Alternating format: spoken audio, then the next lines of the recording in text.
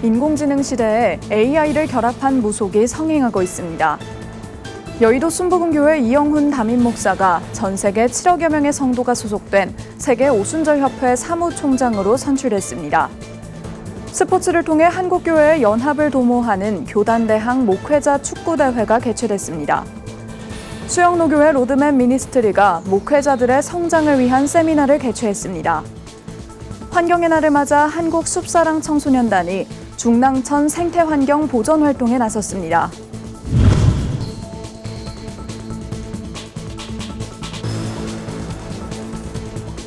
시청자 여러분 안녕하십니까? 굿TV 뉴스입니다. 기술 발전이 정점을 향해 가는 인공지능 시대에도 여전히 무속인의 말에 귀를 기울이는 사람들이 늘고 있습니다. AI 사주부터 챗봇 타로, 또 디지털 굿까지 최근 온라인 플랫폼에는 인공지능 기반의 무속 콘텐츠가 쏟아지고 있는데요. 이세은 기자가 그 실태를 취재했습니다. 20, 30대 사이에서 용하다고 소문난 AI 점쟁이. 기본 정보를 입력하고 관심 분야를 선택하니 곧바로 AI와의 채팅방이 열립니다. 몇 가지 질문에 대답하면 풀이가 시작됩니다. 친구처럼 편안한 말투로 대화가 이어집니다. AI 타로점까지 등장했습니다. 사람과 마주 앉아 카드를 뽑던 전통 방식 대신 화면을 클릭해 원하는 카드를 고르는 방식입니다. 시간과 장소에 제약 없이 접속할 수 있어 접근성이 뛰어납니다. 일부 앱은 무속인과의 실시간 전화 상담은 물론 맞춤형 부적까지 제공하고 있습니다. 옛날에는 점집을 직접 찾아갔는데 이제 스마트폰만 있으면 되는 거죠. 또 워낙 요즘 사람들이 인공지능을 또 익숙하게 쓰잖아요. 또 좋아하잖아요. 그래서 한번 쓰면 계속 쓰게 돼요. 그래서 이 시장은 계속해서 성장할 걸로 분명히 보여요, 그것이. AI 무속은 비대면 상담에 익숙한 젊은 세대를 중심으로 빠르게 확산되고 있습니다. 점집까지 직접 방문하지 않아도 스마트폰으로 몇 번만 클릭하면 상담을 받을 수 있습니다. 문제는 AI가 내놓은 점괘에 대해 사용자들이 기계가 말하니 객관적일 것이라고 착각할 수 있다는 점입니다. 무당집에 간다든지 점집에 가서 한다든지 이러면 뭔가 찝찝한데 전혀 그런 게 없어요. 그랬던 면으로서 이제 인공지능이니까 과학적이지, 객관적이지 않을까 그런 생각을 많이 가지는가 봐요. 그러니까 자연스럽게 부담 없이 이제 그냥 찾아가고 물어보고. 일상 속에서 가볍게 접근한 무속은 심각한 중독으로 이어지기 쉽습니다. AI라는 첨단 기술과 결합한 형태라 무속 행위라는 사실조차 간과할 수 있습니다. 이를 반복적으로 사용하면 스스로 생각하고 결정하는 능력을 위협받을 수 있다는 우려도 제기되고 있습니다. 인간의 주체가 누가 됩니까? 결정권자가 누가 되죠? 예전에 사람이었거든요. 근데 인공지능한테 계속 물어보다 보면 인공지능이 결정권자고 나는 따라하는 피동적인 인간이 돼버린다는 거죠. 그게 가장 무서운 거예요, 실은요. 과학기술과 맹목적인 미신은 분명 구분돼야 합니다. 하지만 디지털 무속은 기술 발전을 명분 삼아 빠르게 스며들고 있습니다. AI 점괘에 의존하기 전에 우리 스스로의 주체성과 판단을 먼저 되돌아봐야 할 때입니다. 굿TV 뉴스 이세은입니다. 여의도 순복음교회 이영훈 담임 목사가 현지 시각 3일 핀란드 헬싱키에서 열린 세계 오순절협회 PWF 자문위원 회의에서 만장일치로 사무총장으로 선출됐습니다. PWF 사무총장은 7억여 명의 성도가 소속된 세계 최대 오순절 교단 연합체의 실무를 총괄하는 최고 책임자로 총재, 부총재와 함께 글로벌 오순절 운동을 이끄는 핵심적 임무를 수행합니다. 이 목사의 선출은 한국교회가 세계교회에서 오순절 신학과 성령운동의 중심에 서 있음을 재확인시키는 계기라고 평가받고 있습니다. 이에 이영훈 목사는 전 세계는 지금 영적으로 갈급해 있으며 오순절 능력과 복음의 생명이 어느 때보다 필요하다며 이런 때 한국교회가 부흥의 사명을 감당하고 세계를 향한 축복의 통로가 되길 소망한다고 밝혔습니다. 스포츠를 통해 펼쳐지는 한국교회 연합의 장, 한국교회 총연합이 주관하는 교단대항 목회자 축구대회가 2년 만에 개최됐습니다. 총 11개 교단이 참여한 이번 대회에선 승패를 떠나 서로를 격려하고 응원하는 열기가 경기장을 가득 채웠습니다. 권현석 기자가 보도합니다. 수비수 뒷공간을 노린 절묘한 패스. 반대 방향 전환에 이어 공을 넘겨받은 공격수가 골대를 향해 파고듭니다. 마침내 몸을 날리며 골을 성공시키자 환호가 터져나옵니다. 치열한 예선 경기를 치른 뒤 각오는 더 비장해집니다. 잘 좀 한번 커버해 봅시다. 다치지 않게 조심하고 갑시다. 통합! 빌드업 축구, 또 패스 축구, 좀 수준 높은 그런 팀 플레이. 한국교회 총연합이 주관한 교단대항 목회자 축구대회. 2018년 처음 개최돼 2년마다 열리는 한국교회의 교류와 화합의 장입니다. 교단 목회자들이 함께 서로 친교하고 또 화목하고 또 이런 운동을 통해서 하나 되어져서 더욱더 하나님 나라 확장하는데 이제 큰 가교 역할을 감당하는 그런 목적으로 이제 그 축구 대회를 개최를 했습니다. 이번 대회엔 대한예수교 장로회 합동총회와 예장통합총회, 예장백석총회와 기독교 대한 하나님의 성회 등 총 11개 교단이 참여했습니다. 할렐루야 AB조와 임마누엘조 등 3개의 조로 나뉘어 경기가 진행됐고 접전 끝에 할렐루야조의 예장합동총회, 임마누엘조의 예장대신총회가 우승컵을 차지했습니다. 대회에 참여한 목회자들은 승패를 떠나 함께 땀 흘리고 경기장을 누비며 친목을 다졌습니다. 또 주님께서 우리에게 화목케 하는 직분을 주셨잖아요. 그래서 운동장 안에서 서로 우리 목사님들끼리 교단 다르지만 서로 격려하고 위로하고 또 이렇게 함께 운동을 통해서 화합하는 모습이 너무 귀하고 행복한 하루입니다. 사역의 무게를 잠시 내려놓고 스포츠로 하나 된 목회자들. 혼자가 아니라는 마음으로 다시 사명을 향해 힘차게 나아갈 것을 다짐했습니다. 구티비 뉴스 권현석입니다. 많은 사역자들이 좋은 목회자의 자세는 무엇인지 또 어떻게 설교해야 하는지에 대한 고민을 품고 있는데요. 이런 고민들의 답을 찾기 위해 부산에서 세미나와 컨퍼런스가 열렸습니다. 부울경본부 신승준 기자가 보도합니다. 어떤 설교가 좋은 설교일까? 어떤 목회자가 좋은 목회자일까? 목회자에겐 평생 풀어가야 할 숙제와 같은 질문입니다. 이러한 고민을 가진 전국의 많은 목회자들이 답을 찾기 위해 수영로교회에서 열린 목회 로드맵 세미나로 모였습니다. 쉽게 어떻게 하면 설교를 할 수 있을까가 좀 가장 큰 고민인 것 같고 담임 목사님께서 좋은 세미나가 있으니까 한번 가서 한번 들었으면 좋겠다. 한 명의 목회자가 변하면 한 교회가 변하고 한 교회가 변하면 한 도시가 변한다는 믿음을 갖고 교단과 지역을 넘어 건강한 목회자와 교회를 세워가는 로드맵 미니스트리는 세미나와 소그룹 모임 등 다양한 프로그램을 운영해 왔습니다. 2012년부터 이 같은 활동을 전개한 가운데 올해에는 세상을 움직인 설교자와 설교라는 주제로 세미나가 열렸습니다. 워싱턴 중앙장로교회 류웅열 담임 목사는 최근 시국 속에서 많은 이들의 고민이었던 설교에서 사회 현상과 이슈를 다루는 것에 대한 기준을 제시했습니다. 시대의 어떤 진공 상태에 살아가는 건 아니죠. 그러나 설교라는 것의 의미를 잘 아셔야 됩니다. 설교는 하나님의 말씀을 전하는 거죠. 말씀에 대한 대언자가 우리가 해야 될 일입니다. 만일 필요하다면 우리가 이 시대 가운데 어떤 설교, 어떤 크리스찬의 행보를 그려야 할지, 어떤 시각을 가져야 되는지 이야기를 할 수는 있겠죠. 이어 류 목사는 목회자들의 바른 설교를 통해 한국 교회의 위기를 극복하고 비상에 나가길 소망했습니다.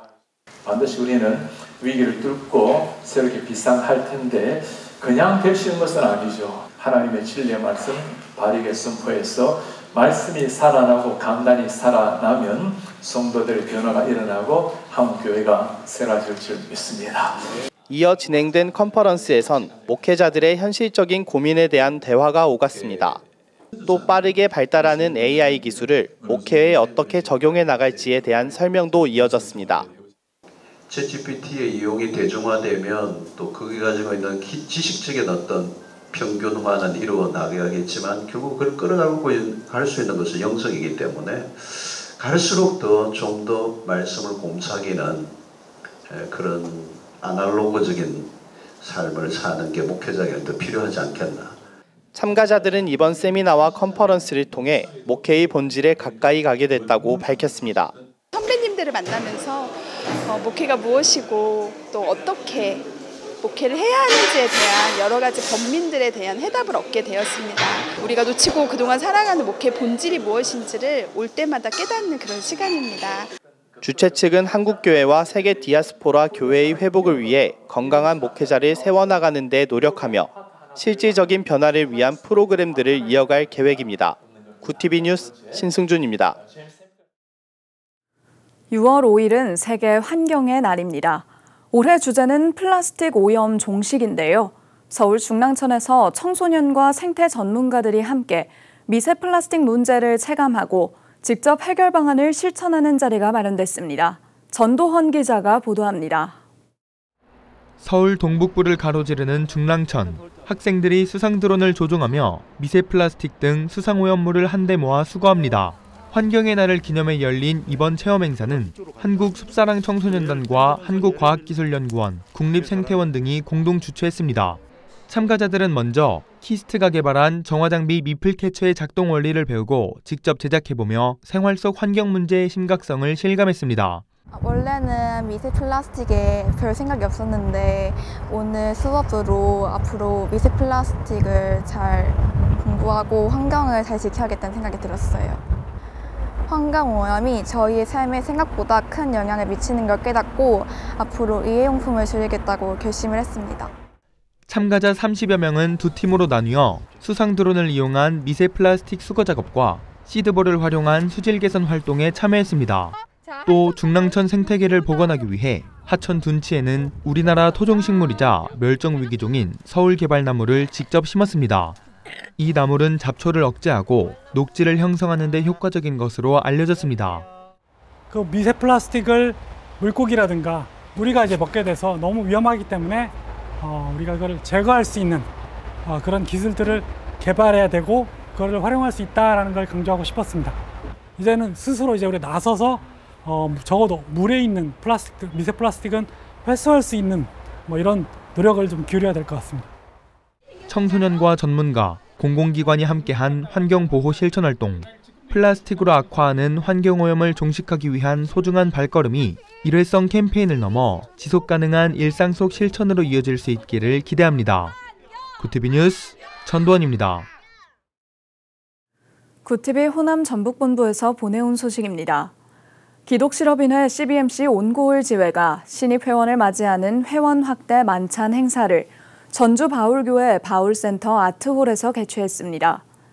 이번 행사는 기독 경영인으로서 정체성과 사명을 공유하고 새로 가입한 회원들과 교제를 통해 공동체의 비전을 나누는 취지로 마련됐습니다. 환영사에 나선 온고을 지회 최금란 회장은 새로운 동역자들을 맞이해 기쁘다며 CBMC를 소개하고 비즈니스 선교 사역의 주역으로 세워지길 바라는 마음으로 이 자리를 준비했다고 밝혔습니다.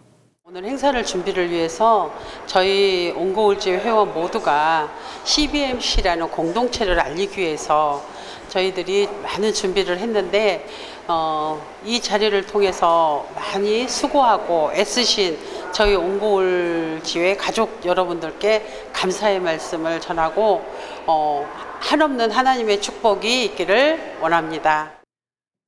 행사에 앞서 회원들은 가정과 사업장을 위해 합심 기도를 드리며 축복을 전했고 CBMC의 사역과 정신을 공유했습니다. 특강자로 나선 소프트자이온 대표이자 CBMC 중앙회 이준호 감사는 하나님께서 쓰시는 기업을 주제로 크리스천 리더십과 경영 원리 등에 대해 강의했으며 조별 나눔과 발표 시간을 통해 참석자들과 교감을 나눴습니다. 한편 CBMC 온고울지회는 지역 내 영적 비즈니스 리더 양성과 복음 전파, 각종 선교와 봉사 등 다양한 사역으로 교계의 귀감이 되고 있습니다.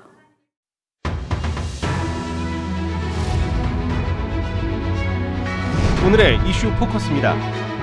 이재명 대통령이 5일 용산 대통령실에서 취임 후 첫 국무회의를 주재했습니다.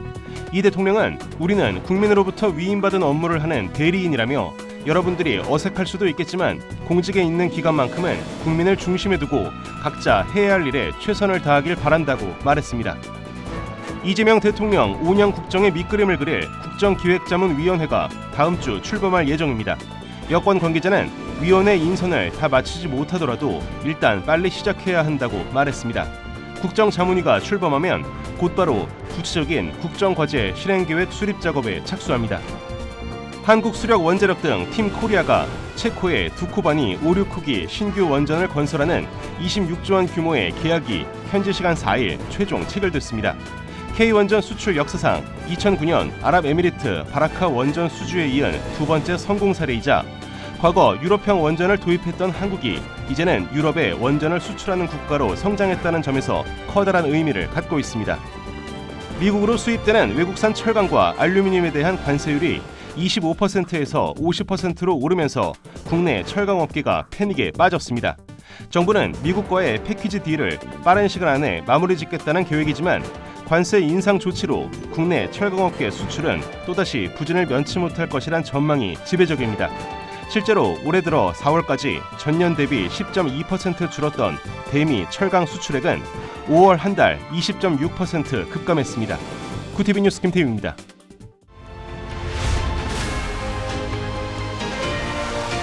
QTV 월드와이드입니다.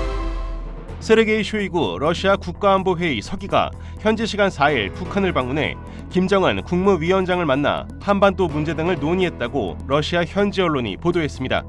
해당 언론은 양측이 우크라이나 위기와 주변 상황 등에 대해서도 의견을 교환했다고 전했습니다. 도널드 트럼프 미국 대통령이 하버드대에서 공부하거나 학교 학자 교류 프로그램 등에 참여하기 위해 미국에 입국하려는 외국인의 비자 발급을 제한하겠다고 밝혔습니다. 트럼프 대통령은 포고문을 통해 하버드대 학업 과정이나 교환 방문자 프로그램에 참여하기 위한 외국인의 입국을 제한할 필요가 있다고 밝혔습니다. 하워드 러트닉 미국 상무부 장관이 미국에 투자한 반도체 업체들에 제공하기로 한 보조금에 대해 재협상을 진행 중입니다. 로이터 통신은 바이든 행정부 시절 미국 정부와 기업 간에 합의된 보조금이 줄 것으로 보인다며 이에 따라 삼성전자와 SK하이닉스가 받기로 한 보조금도 줄어들 가능성이 제기되고 있습니다. QTV 뉴스 김태윤입니다.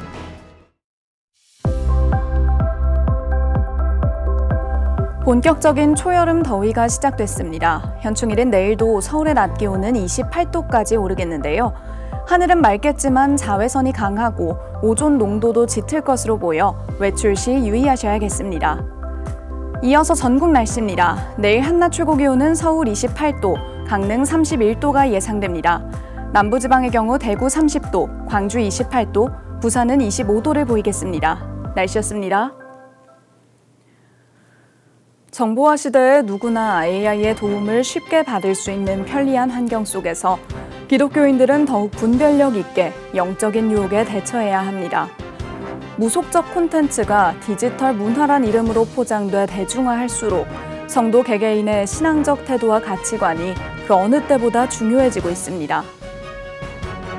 강경희, 강미경, 강선미 외 많은 성도님들께서 QTV 복음 스튜디오 주춧돌 쌓기 헌금에 동참해 주셨습니다. 참여해 주신 모든 분들께 감사드립니다.